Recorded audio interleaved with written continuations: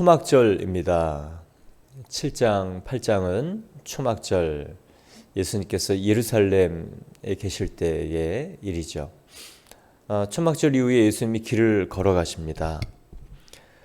1절 보면 예수께서 길을 가실 때 날 때부터 맹인 든 사람을 보신지라.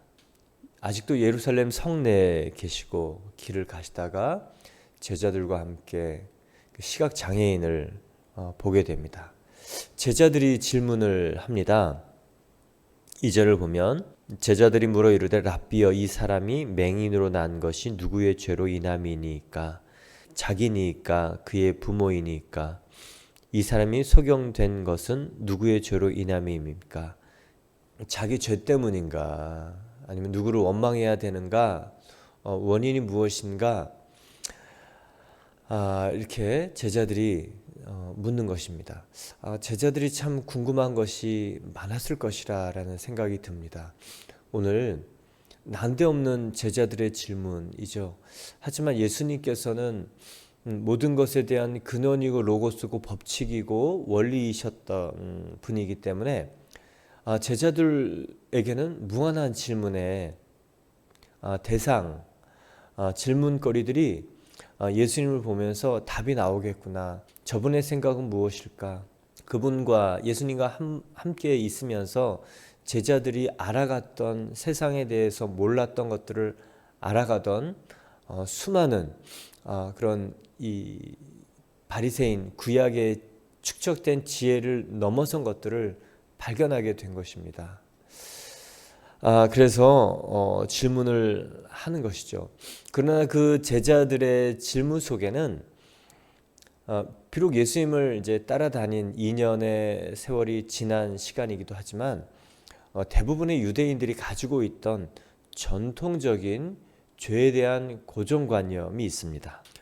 그것은 바로 고난이, 아픔이, 고통이, 또 육신의 질고와 병이 죄로 인한 결과다라는 이 고대의 이 원인론입니다. 잘못된 이 관습, 지식, 이것이 이 아픈 사람을 2번 죽이는 것이죠. 네가 그렇게 아픈 건 너 죄 때문이야. 네가 죄를 지었지 않았을지라도 너희 조상들이 죄를 지은 탓이야. 본능적이 이게 자녀들이 아프면 부모님들이 이렇게 목사님, 제가 죄가 많아서 그런가 봐요. 제 죄 때문인가 봐요. 제가 어떤 잘못을 해서 그런 건가 봐요. 우리는 본능적으로 원인론, 이 탓, 희생양, 그래서 타인을 탓하든 자기를 탓하든 그 2가지 중에 하나를 선택합니다. 유대인들에게 있었던 것은 바로 이 희생양 찾는 구약 제사 제도로 인한 이 잘못된 관습입니다. 유대인의 사고방식 속에 보면 이 생로병사와 관계된 이 신학적인 이슈죠. 죄론이니까 굉장히 신령할 것 같지만 사실은 이 구약 제사 제도의 본뜻을 알지 못하고 형식에 휘둘린 사람들이라는 것을 예수님께서는 나중에 교정시켜 주시죠. 원인 제공이 무엇이냐? 원인 제공자가 누구냐? 이 탓, 정죄의 시각. 그렇다고 원인을 분석하지 않는 것이 옳으냐? 아니요. 원인을 분석해야 이 과거에서 시행착오를 하지 않습니다. 물론 해야 됩니다. 그러나 이 원인을 분석해서 탓하고 희생양을 찾고 또 뭐 때문에 그랬어 라고 하는 이 과거 결정론에 매이게 되는 것이 바로 이 유대인들의 제사 제도의 한계였던 것입니다. 그랬으면 희생양을 찾아야지. 희생양이 죽으면 끝나지. 그렇지. 정말 그 문제나 사건이나 현상의 본질을 이해하기보다는 어떻게 무마를 할 수 있을 것인가, 문제를 해결할 수 있을 것인가, 잠재울 것인가에 대한 이 포커스가 맞춰져 있는 이 사람들이 오랜 동안 시간이 내려오면서 생겨난 이 죄론, 누구의 죄 때문에 아픈 것이다, 고난이 온 것이다.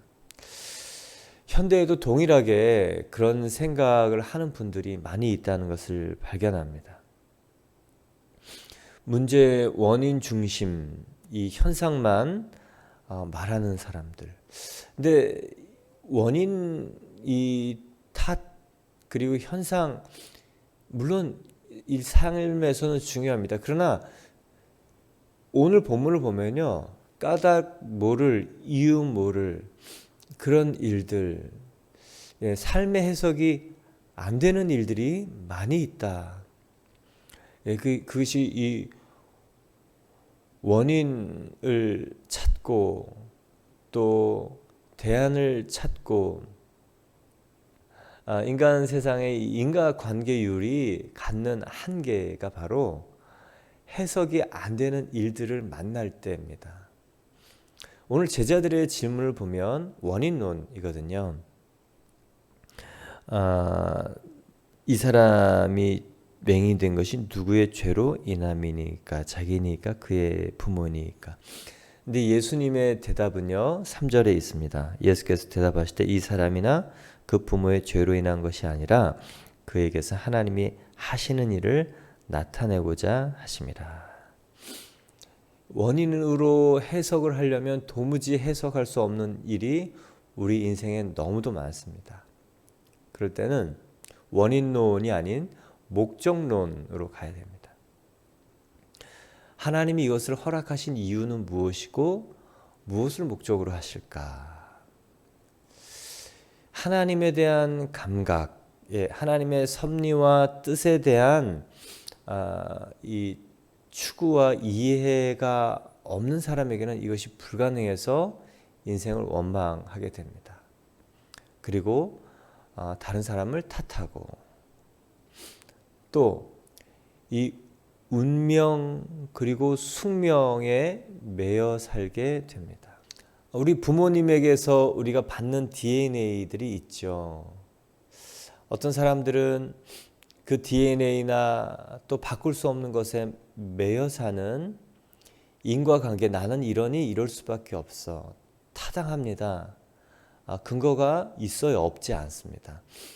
그러나 사단은 우리를 타당한 것 안에서 우리의 생각과 감정과 의지를 묶어놓습니다. 이것이 제자들에게 발견되는 숙명론이요, 운명론이요, 인과율이요, 그리고 탓에 대한 사상입니다. 그러나 예수님은 인간 세계의 이 해석이 안 되는 까닭 모를 많은 일들에 대하여 반드시 하나님의 이유와 섭리와 그리고 하나님의 영광을 위해서 우리가 그 목적론, 하나님 영광 중심의 사고를 할 때 과거에 매이지 않고 또 운명에 매이지 않고 환경 탓, 사람 탓, 나는 이러니 이럴 수밖에 없어. 정말 묶여있는 많은 사람들을 자유케 합니다. 저는 예수님 이런 게 너무 좋아요.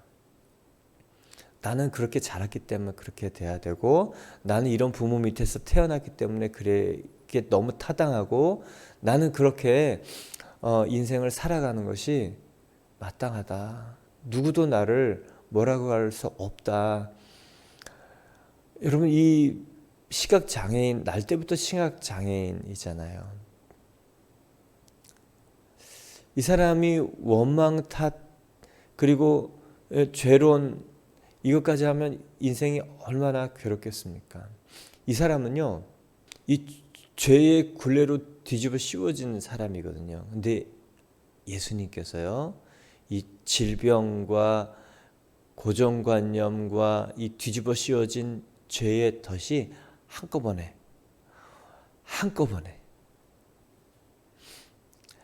그래서 우리에게 중요한 것은 하나님이 허락하시는 이유는 무엇일까? 이 섭리론이에요. 섭리론. 하나님이 무엇을 계획하실까? 그리고 그 섭리론을 조금 더 우리가 적극적으로 긍정적으로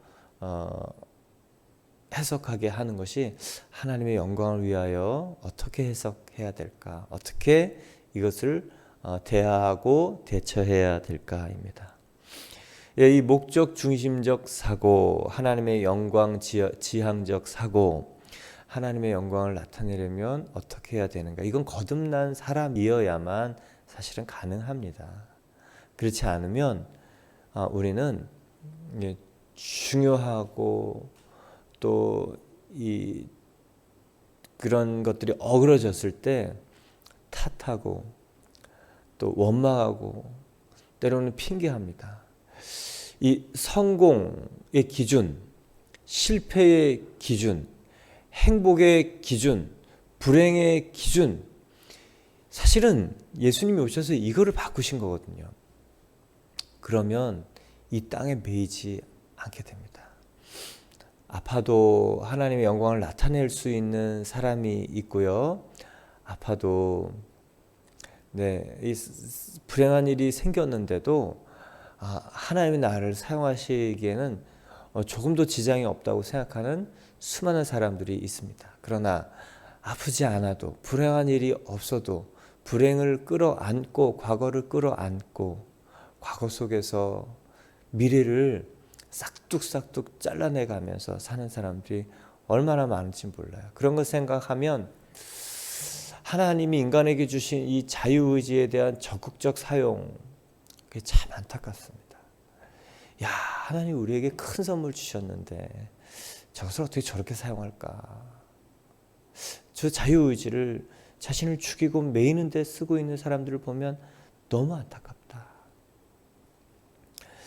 근데 그게요, 집단 사상이 돼서 한 사람 개인에게만 씌워진 것이 아니고 이 유대인 전체, 사실은 이 희생양을 찾는 이 사회의 시스템이 되어버렸죠. 어느새. 오늘 예수님께서 그것을 바꾸어 주시는 것입니다. 하나님의 영광을 나타내고자 하십니다. 하나님이 하시는 일을 나타낸다는 것은 하나님의 영광을 나타낸다는 것입니다. 여러분, 그래서 생각지 않은 일이 일어났을 때 우리가 사람이니까 화가 불쑥 날 수도 있고 그럴 수 있죠. 생각지 않은 일들, 또 원치 않은 일들, 우리의 그 원초적인 감정적인 반응을 할 수는 있습니다. 그러나 그 시간이 좀 잦아들고 또 생각하게 될 때 우리는 그때 곰곰하게 물어야 됩니다. 하나님 뭘 원하실까? 그리스도인 거듭난 사람은 목적 중심의 사고, 하나님의 섭리 중심적 사고를 하는데 하나님 무슨 생각으로 이것을 허락하셨을까를 생각하면 우리에게 일어나는 그 사고, 장애, 불행, 이것이 불행으로 끝나지 않는다는 것, 진짜 축복입니다. 제자들이 이런 해석을 했었던 진짜 이유는 출애굽기 20장의 그 2계명 중에 있기 때문에 그래요. 너를 위하여 새긴 우상을 만들지 말고, 또 위로 하늘에 있는 것이나 아래로 땅에 있는 것이나 땅 아래 물속에 있는 것에 어떤 형상도 만들지 말며 그것들에게 절하지 말며 그것들을 섬기지 말라. 나 내 하나님 여호와는 질투하는 하나님인즉 나를 미워하는 자의 죄를 갚되 아버지로부터 아들에게로 3, 4대까지 이르게 하거니와. 이 3, 4대까지 이르게 하거니와, 이 얘기 때문에 부모의 죄가 자식에게 전수가 되고 또 이 3, 4대까지 전수가 된다. 이 확대 해석을 하게 된 것입니다. 근데 성경의 원칙은 철저하게 개인이 잘못한 것은 개인에게만 책임을 지웁니다. 부모가 잘못한 것을 연대 책임지우지 않습니다. 에스겔 18장을 보면 아비가 신포도를 먹었다 하여 자식이 이가 실이다 할 수 없다. 부모가 신포도 먹은 것이 신 거죠.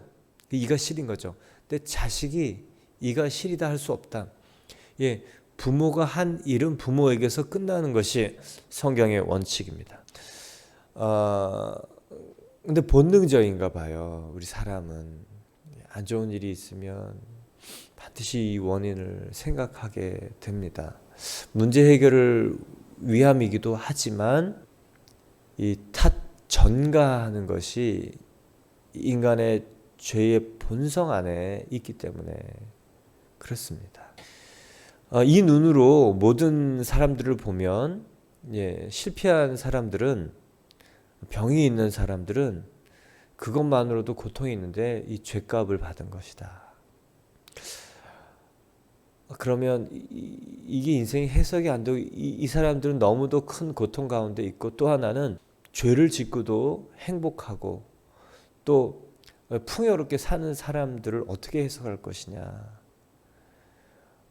죄와 삶의 관계가 이 불일치하는 질문, 여러 가지 해석할 수 없는 질문들이 생깁니다.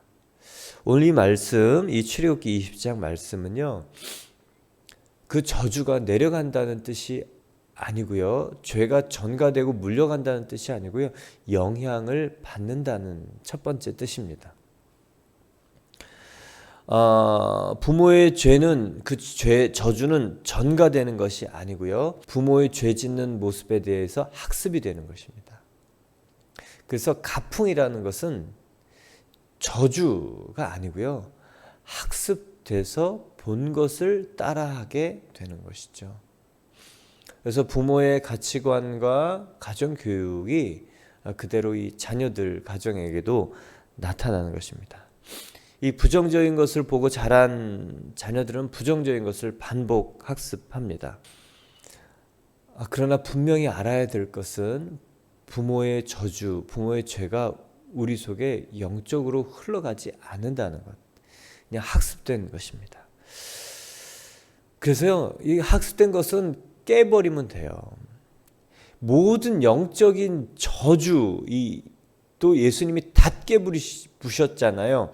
갈라디아서 2장 15절 말씀 속에서 십자가에서 공개적으로 무력화시켰잖아요. 그러니 이제 학습되어 와서 우리에게 물려오는 것들은요, 다 바꿀 수 있습니다. 여러분, 우리 대에서 바꿔야 될 것들은 다 바꿀 수 있기를 바랍니다. 또한 3, 4대까지 저주가 임한다는 것을 보면요, 이 저주가 임하는 것이 아니고 3, 4대까지 그 일을 계속하면 그냥 소멸하게 된다는 의미예요. 우상 숭배를 부모가 만약에 한다, 그러면 2대, 3대 가면 그것이 가풍이 되고 이미 이 우상이 만연화되어서 정말 어쩔 수 없는 그런 가정이 된 것이죠. 그래서 자연스럽게 정체성이 바뀌어버리는 일, 그냥 3, 4대만 지나가도요, 그 가문의 정체성은 완전히 바뀝니다. 참 신기한 게요, 악한 정체성은 그냥 빨리 동화됩니다. 근데 그리스도인의 정체성은 이상하게 3대, 4대가 가도 다 그냥 그렇게 되는 게 정체성이 되는 게 아니고, 개인 한 사람 한 사람 만나야 정체성이 바뀝니다. 개인 구원을 얻어야 됩니다. 그러나 집단으로 함께 정체성을 잃어버리고 집단으로 함께 악에 속하기는 너무 쉽다는 것을 발견하게 됩니다. 그게 이제 그 집단의 힘이죠. 그래서 이 선한 영향력을 가지고 있는 사람들이 뭉칠 때 선한 영향력들이 더 크게 작용할 수도 있습니다. 소용돌이가 큰 데 들어가면 물살이 세지는 것을 경험하게 됩니다. 마찬가지로 악의 영향력이 크냐, 선한 영향력이 뭉치냐, 어떤 집단의 성격이 강하냐, 그것을 키워나가느냐. 그래서 예수님께서는 이 7장에서 계속 생수다, 빛이다 얘기하면서 예수님을 따르는 자들도 빛으로 또 생수로 다닐 것을 말씀하고 계십니다. 성경이 좋은 이유는요, 미래지향적이고 소망지향적이라는 거예요. 오늘 제자들의 보면 운명론, 숙명론, 과거 원인론, 어떻게 생각하면 과거 지향적 사고죠. 근데 성경은 언제나 이 소망지향적 미래가 밝다, 새로운 피조물이 되면 전제 조건이 있긴 합니다. 그러나 그것이 아니면 인간에게는 이 미래와 소망이 인간의 이 결정론, 운명론을 바꿀 수 있는 길이 없습니다. 그래서 성경을 예수님을 만난 사람마다 과거에 매이지 않고 진의 온도로 살지 않고 도전하고 새롭게 살 수 있는 것이죠. 운명론이 숙명론이 아니고 이 도전하는 사람들이 가지고 있는 그 한 가지가 삶에 대한 용기라고 세상은 말합니다. 근데 저는 이 성경적 단어로 보면 소망이라고 말하고 싶어요. 꿈이 없는 사람, 비전이 없는 사람, 예수님을 만나면 그럴 수가 없죠. 예수님을 만나면 꿈이 생겨요. 희망이 생겨요. 비전이 생겨요. 하고 싶은 거 생기면 인간의 힘은 역량은 30배, 60배, 100배가 됩니다. 밤에 잠을 안 자고 싶어도 하고 싶은 일이 생기게 되는 거예요. 놀라운 인간입니다. 나는 정말 그 예수님 때문에 얼마나 감사한 시간을 살아가고 있는가. 또한 이 가계 저주론을 운운하는 그런 사람들이 있다면 여러분 분명하게 얘기해 주십시오. 예수님께서 모든 인간의 저주를 끊으셨다. 보혈, 그것이 완전히 인간의 운명을 바꿨다. 흉악의 결박에서 완전히 끊어졌다. 그러니 이제 그 예수를 믿는 너의 선택이 너의 인생을 만든다. 아멘입니다. 진짜 아멘이에요. 그러니 이제 부모에게 묶여서 살지 않아도 되고요. 부모가 해준 말 속에서 묶여 살지 않아도 됩니다. 사람들 보면은 부모님이 어릴 때 어떻게 했다 이거에 제가 상담하다 보면 진짜 이 환경 탓, 사람, 부모는 하느라고 다 열심히 하지만 그게 이제 우리 마음속에 있는 책임 전가, 탓. 그래서 상담이 물론 긍정적인 면도 있지만 부정적인 면도 있어요. 이 파내려가는 무의식 속에 원인 분석 속에 탓을 찾아가면서 이 가족들 또 주변에 있는 사람들 이 투사하게 하는 일. 여러분 부모의 소리가 아닌 이제 하나님이 심어준 소리. 이제 부모님이 어떻든 그건 과거고 환경이 어떻든 그것은 과거고 그런 건 집어치우면 됩니다. 나아준 것으로 감사하면 돼요. 예수의 보혈은요 더 이상 우리가 그 어떤 것에도 휘둘리지 않을 수 있는 인생에 대한 선물입니다. 이제 새로운 선택, 새로운 자유의지, 이제 나의 자유의지로 새로운 삶을 만들어갈 수 있는 것. 이것만큼 축복이 있을까요?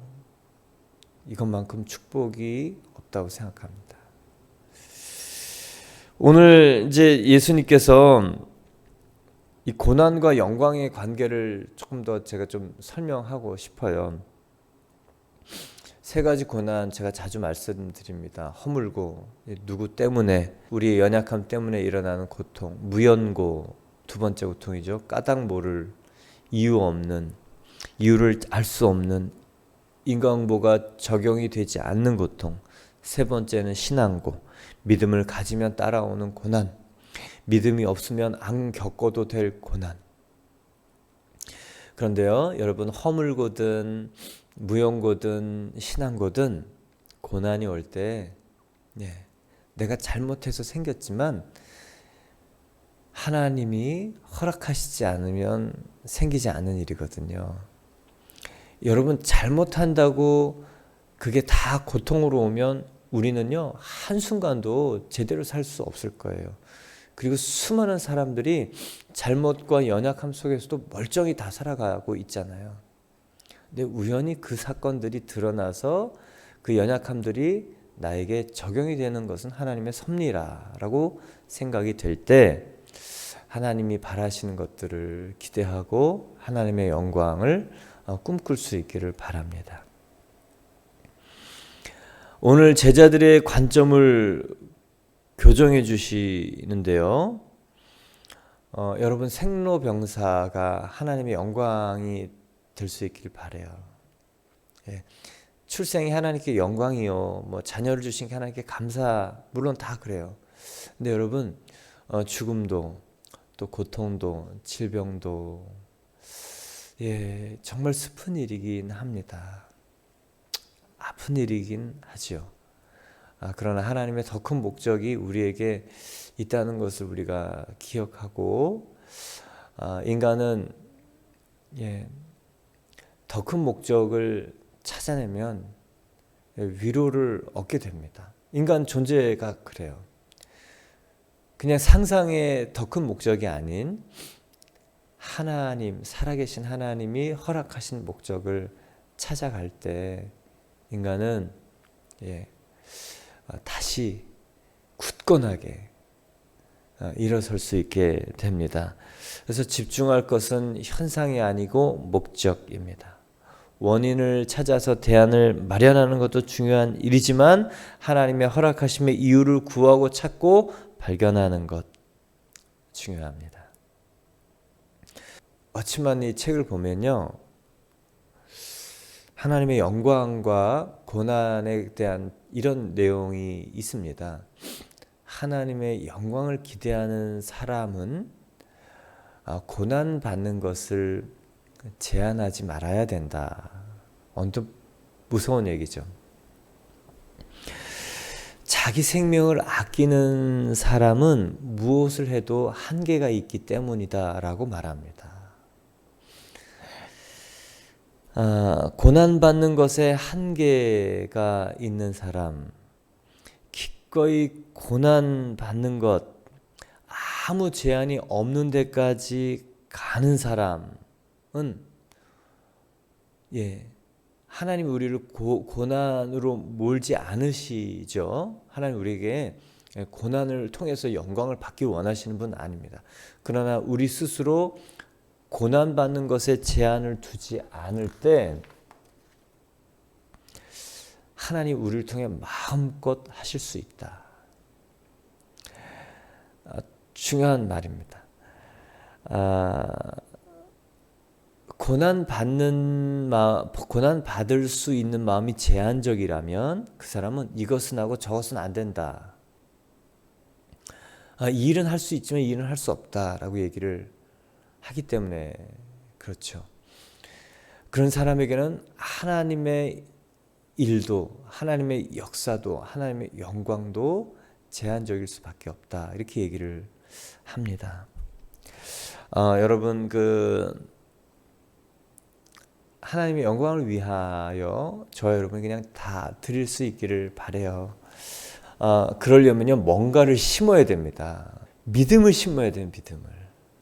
믿음을 심어야 됩니다. 그리고 믿음은요, 말씀에서 납니다. 말씀이 내 안에 심어 행동으로 옮기면 그 과정 가운데 하나님의 영광이 있어요. 오늘 본문을 보면 이 말씀을 하시고 땅에 침을 뱉어 진흙을 이겨 그의 눈에 바르시고 이르되 실로암 못에 가서 씻으라 하니 실로암은 번역하면 보냄을 받았다라는 뜻이다. 이에 가서 씻고 밝은 눈으로 왔더라. 이 사람이 하나님의 영광을 본 일, 믿음을 행동으로 옮길 때입니다. 믿음은요, 들음에서 나지요. 그러나 믿음이 역사로 영광으로 나타날 때는 이 손으로 발로 순종할 때입니다. 근데 재밌는 것은 오늘 이 진흙 그리고 바르시다라는 단어입니다. 성경에 하나님이 흙으로 하신 일이 2번 나옵니다. 첫 번째는 인간을 흙으로 만드신 일. 이 2번째는 바로 예수님이 흙으로 인간의 눈에 비벼 바르신 일입니다. 예수님은 사람을 고칠 때 말로도 고치셨고요. 뭐 여러 가지 방법으로도 고치셨습니다. 근데 오늘 이 흙으로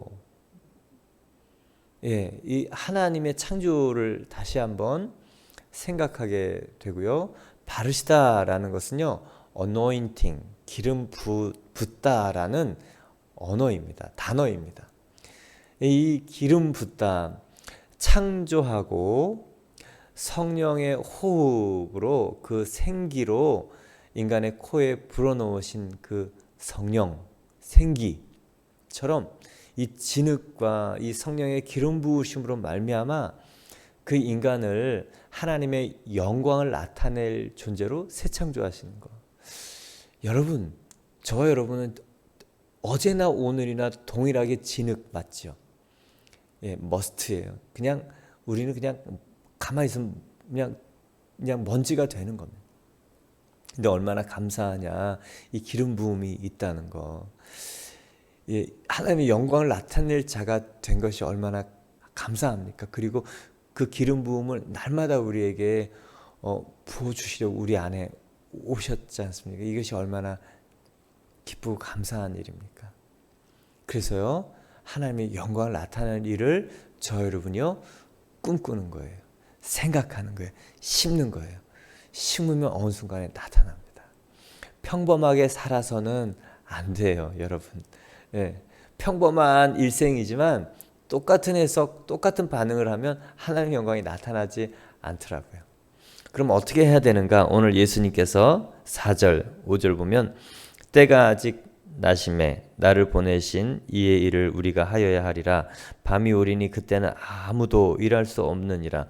내가 세상에 있는 동안에는 세상의 빛이라. 때가 아직 나심에 나를 보내신 이의 일을 우리가 하여야 하리라. 예수님 보냄받은 자입니다. 실로암은요, 보냄받았다는 뜻이에요. 실로암에 가서 씻으라. 이것은 보냄받은 자에게 가라. 보냄받은 자에게 가라. 여러분, 그때 영광이 나타나고요. 보냄받은 자에게 순종하는 것이요, 영광을 나타내는 것입니다. 또한 예수님께서 이렇게 말을 합니다. 밤이 오리니 그때는 아무도 일할 수 없느니라. 여러분, 우리의 인생에는 마침표가 있어요. 일할 수 있어도, 일하고 싶어도 일할 수 없는 날이 곧 온다. 여러분, 저 여러분이 밤에 잠자고 싶지 않을 만큼 하고 싶은 일이 생기길 바랍니다. 새벽에 일찍 나와서 정말 하나님이 정말 기뻐하실 거다.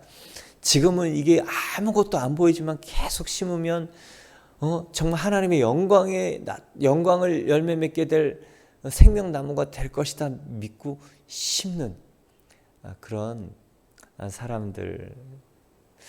그 생각하면 기분이 이렇게 좋은지 모르겠어요. 예수님을 정말 만나면 이게 되는 것 같아요. 저는 이게요,